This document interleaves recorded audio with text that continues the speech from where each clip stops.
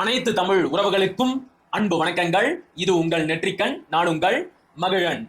போன காணொளியில அண்ணன் ஏர்போர்ட் மூர்த்தி அவர்களை ஸ்டான்லி மருத்துவமனையில அனுமதிச்சாங்க அப்படிங்கிற ஒரு தகவலை சொல்லி இருந்தேன். இப்ப அந்த தகவல் தொடர்பான முழு விவரங்கள் கிடைச்சிருக்கு. இந்த காணொளியில அதை பத்தி தான் கொஞ்சம் விரிவா பார்க்க போறோம். நேற்று இரவு உண்மையாகவே என்ன நடந்திருக்கு அப்படின்னா, நேற்று இரவு 10:30 மணிக்கு அண்ணன் ஏர்போர்ட் மூர்த்தி அவர்கள் அவருடைய அடையார் வீட்டில் வைத்து காவலர்களால கைது செய்யப்பட்டிருக்கிறார். அவரை 15 நாட்கள் நீதிமன்ற காவல்ல வைக்கிறதுக்காக எழும்பூர் நீதிபதிகள் இல்லத்தில் இருக்கின்ற ஒரு நீதிபதி முன்னாடி கொண்டு போய் ஆஜரும் படுத்தி இருக்கிறாங்க.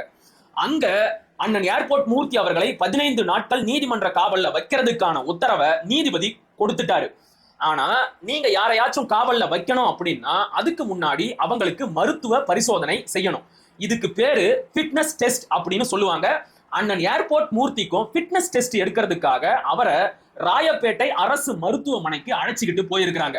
அங்க அவரை பரிசோதித்த மருத்துவர்கள் இவருக்கு உயர் ரத்த அழுத்தம், அதாவது ஹை பிபி இருக்கு, ரத்தத்துல சர்க்கரை அளவும் ரொம்ப அதிகமா இருக்கு, அவருக்கு ஹை சுகரும் இருக்கான். இது ரெண்டுத்தையும் கண்ட்ரோல் பண்றதுக்கு மருத்துவர்கள் ஒரு மாத்திரையை கொடுத்திருக்கிறாங்க.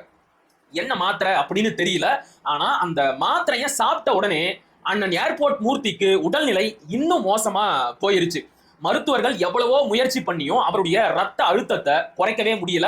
உடனடியா காவலர்கள் கிட்ட இவரை ஸ்டான்லி மருத்துவமனைக்கு கூட்டிக்கிட்டு போங்க அப்படின்னு சொல்லி இருக்கிறாங்க. காவலர்களும் அண்ணன் ஏர்போர்ட் மூர்த்திய உடனடியா ஸ்டான்லி மருத்துவமனைக்கு கூட்டிக்கிட்டு வந்து அனுமதிச்சாங்க. அங்கேயும் அவரை பரிசோதித்த மருத்துவர்கள் அவருடைய ரத்த அழுத்தத்தை குறைக்கிறதுக்காக மாத்திரை கொடுத்திருக்கிறாங்க. ஆனா அண்ணன் ஏர்போர்ட் மூர்த்தி அவர்கள் அந்த மாத்திரையை எடுத்துக்க மறுத்துட்டாரு. உடனே அவருக்கு ஊசி மூலமாக அந்த ரத்த அழுத்தத்தை குறைக்கக்கூடிய மருந்து செலுத்தப்பட்டது. இப்ப ஐசியூல அனுமதிக்கப்பட்டு தீவிர சிகிச்சையில இருக்கிறாரு. என்ன ஏது அப்படின்னு விசாரிச்சு பார்த்தா, அண்ணன் ஏர்போர்ட் மூர்த்தி அவர்கள் தனக்கு இருக்கின்ற இந்த உயர் ரத்த அழுத்தம் மற்றும் சர்க்கரை நோய் இது ரெண்டுத்துக்குமே சித்த மருத்துவ மருந்துகளை தான் எடுத்துக்குவாராம். ஆனா ராயப்பேட்டை அரசு மருத்துவமனையிலையும் ஸ்டான்லி மருத்துவமனையிலையும் அவருக்கு கொடுக்கப்பட்டது அலோபதி மாத்திரை. அந்த மாத்திரையை சாப்பிட்ட உடனே அவருக்கு ஒவ்வாமை அதிகமாகி ரத்த அழுத்தம் மேலும் அதிகமாயிருச்சு. அதனால ரொம்ப சீரியஸ் கண்டிஷனுக்கு போய் இப்ப அவரை ஐசியூல அனுமதிச்சிருக்கிறாங்களாம். ஆனா அங்கேயும் கூட காவலர்கள் தங்களுடைய அராஜகத்தை நிறுத்தல. காவலர்கள் மருத்துவர்கிட்ட உடனடியா அவரை விடுவியுங்க, நாங்க அவரை காவல்ல வைக்கணும் அப்படின்னு சொல்லி இருக்கிறாங்க. ஆனா மருத்துவர்கள் தெளிவா சொல்லிட்டாங்க, அப்படியெல்லாம் அவரை விட முடியாது, அவரை 2 நாள் முழுமையா பரிசோதிக்கணும், அவருக்கு உரிய சிகிச்சைகள் கொடுக்கணும், அப்புறம் தான் அவரை டிஸ்சார்ஜ் பண்ண முடியும் அப்படின்னு மருத்துவர்கள் தெளிவா சொல்லிட்டாங்க. முதல்ல இது எவ்வளவு பெரிய அராஜகம்! காவலர்கள் யாரை திருப்திப்படுத்துறதுக்காக அண்ணன் ஏர்போர்ட் மூர்த்தியை இந்த அளவுக்கு சித்திரவதை செய்யறாங்க? நமக்கு வர முதல் கேள்வி என்ன அப்படின்னா, ராத்திரி 10:30 மணிக்கு நீங்க அவரை கைது பண்ணீங்க, நீதிபதி முன்னாடி எத்தனை மணிக்கு ஆஜர்படுத்துனீங்க? 12 மணிக்கு மேல. என்ன அடையாறுல இருந்து எக்மோருக்கு போறதுக்கு உங்களுக்கு 2 மணி நேரம் ஆகுதா? அவ்வளவு டிராபிக்கா இருக்கு ராத்திரி 11 மணிக்கும் 12 மணிக்கும். அதனால தான் அண்ணன் ஏர்போர்ட் மூர்த்தியோட மனைவி இரவு 12 மணிக்கு ஒரு பேட்டி கொடுத்தாங்க. 1 மணி நேரத்துல நீதிபதி முன்னாடி ஆஜர்படுத்துறேன் அப்படின்னு சொல்லிட்டு தான் அவரை கைது செஞ்சு கூட்டிக்கிட்டு போனாங்க. ஆனா நீண்ட நேரம் ஆகியும் அவரை கூட்டிக்கிட்டு வரல அப்படின்னு சொல்லிட்டு நீதிபதிகள் இல்லத்திற்கு முன்னாடி நின்று அவங்க பேட்டி கொடுத்தாங்க. அப்ப என்ன நடந்திருக்கு அப்படின்னா, காவலர்கள் அண்ணன் ஏர்போர்ட் மூர்த்தியை கைது செஞ்சு நீண்ட நேரம் அலக்கழிச்சிருக்காங்க. இதுலயே அவருக்கு டென்ஷன் அதிகமாகி பிபியும் அதிகமாகி இருக்கு. ஏன் இந்த அளவுக்கு கேவலமா நடந்துக்குது காவல்துறை? யாரை திருப்திப்படுத்துறதுக்காக இல்ல யாருடைய அழுத்தத்தின் பேரில் அண்ணன் ஏர்போர்ட் மூர்த்தியை இப்படியெல்லாம் சித்திரவதை பண்றாங்க? அவருடைய உயிருக்கு ஏதாச்சும் ஆபத்து ஏற்பட்டுச்சுன்னா அவருடைய குடும்பத்திற்கு யார் பதில் சொல்லுவாங்க? அப்படி என்ன பெரிய தப்பு பண்ணிட்டாரு? தன்னை தாக்க வந்தவர்களிடம் இருந்து தன்னை தற்காத்துக் கொண்டார், அது பெரிய குத்தமா? அப்ப யாராச்சும் எங்களை அடிக்க வந்தாங்கன்னா நாங்க திருப்பி தாக்கவே கூடாது, அப்படியே கையை கட்டிக்கிட்டு அடிங்க ராசா அப்படின்னு சொல்லிட்டு அவங்க கிட்ட அடி வாங்கிட்டு நின்னுறணுமா? தற்காப்புக்காக தாக்கின ஒருத்தரை இப்படி எல்லாம் சித்திரவதை பண்ணுதே இந்த காவல்துறை. இவங்களை எல்லாம் என்ன சொல்றது? ஒரு பக்கம் விசிகாவினர் காவல்துறைக்கு அழுத்தம் கொடுத்து இப்படிப்பட்ட அராஜகத்தை எல்லாம் செஞ்சுட்டு, இன்னொரு பக்கம் தவளை தன் வாயால் கெடும் அப்படிங்கிற மாதிரி இவங்களே வாயை விட்டு வகையா மாட்டிக்கிட்டாங்க. இப்ப நேத்து வரைக்கும் அண்ணன் ஏர்போர்ட் மூர்த்திய ஏன்டா அடிச்சீங்க அப்படின்னு கேட்டதுக்கு என்ன கதை சொன்னாங்க? ஏர்போர்ட் மூர்த்தி தொடர்ந்து சமூக வலைதளங்கள்ல எங்களுடைய தலைவர் எழுச்சி தமிழர் தொல் திருமாவளவனை இழிவா பேசுறாரு, அவதூறா பேசுறாரு, அதுக்கு ஒரு நல்ல பாடத்தை கத்து கொடுக்கிற மாதிரியும் தக்க பதிலடிய கொடுக்கிற மாதிரியும் எங்க சிறுத்தை குட்டிகள் அவரை தாக்குச்சு, அவர் மேல விழுந்து பெறாண்டுச்சு அப்படின்னு எல்லாம் ஒரு கதையை சொன்னாங்க. இன்னைக்கு இன்னொரு கதையை சொல்றாங்க. அது என்ன தெரியுமா? அண்ணன் ஏர்போர்ட் மூர்த்தி அவர்கள் மயிலாப்பூர் பகுதியில் ஒரு இஸ்லாமியருக்கு சொந்தமான இடத்தை ஆக்கிரமிச்சுக்கிட்டாராம்.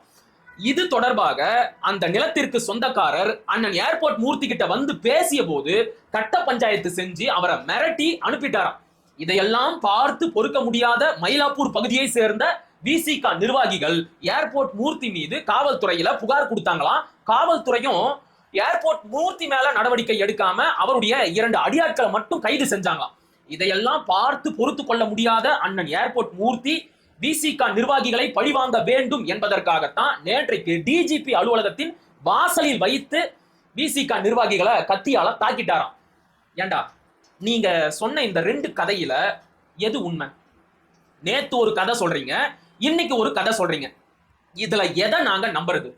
நீங்க சொல்ற கதையில நீங்க சொல்ற காரணத்துல நீங்களே உறுதியா இல்லாத போது மக்களுக்கு உங்க மேல எப்படி நம்பிக்கை வரும்? சரி, ஓகே, கடைசியா சொன்னீங்கல்ல ஒரு கதை, அது உண்மை அப்படின்னே இருக்கட்டும்.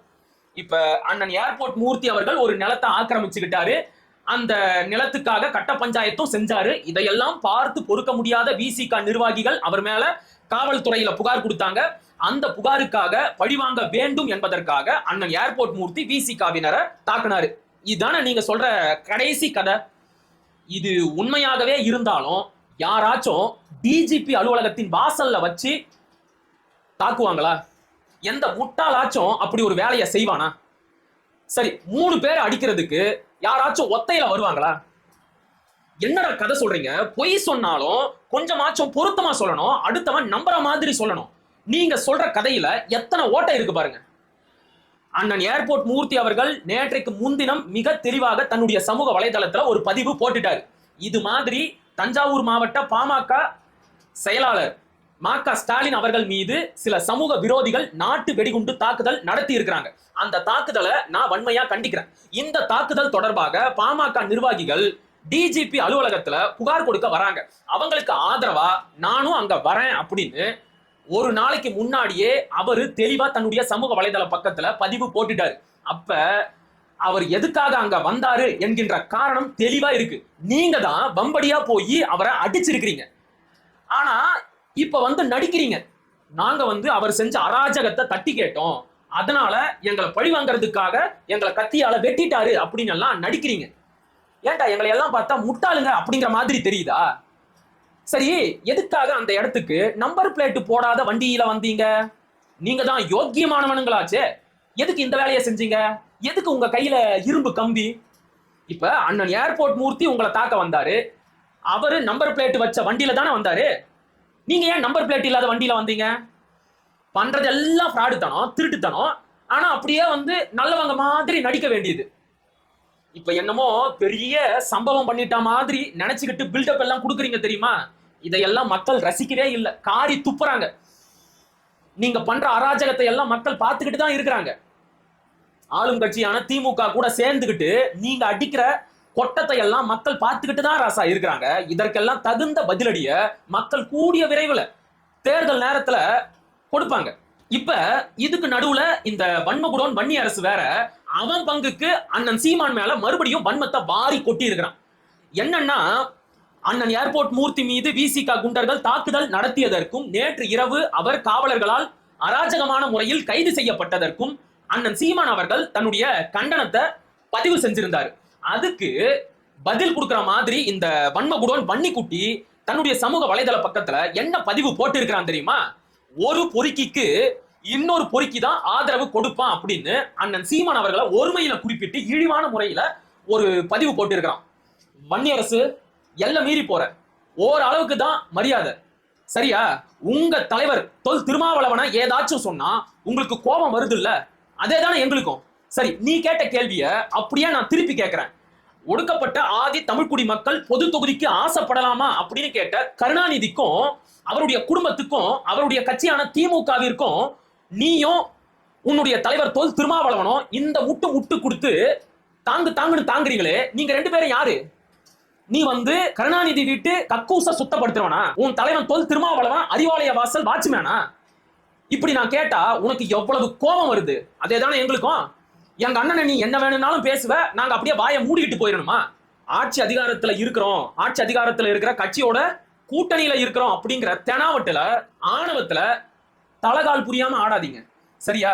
திரும்பவும் சொல்றேன், மக்கள் யாரும் இதையெல்லாம் ரசிக்கவே இல்லை, காரி துப்புறாங்க.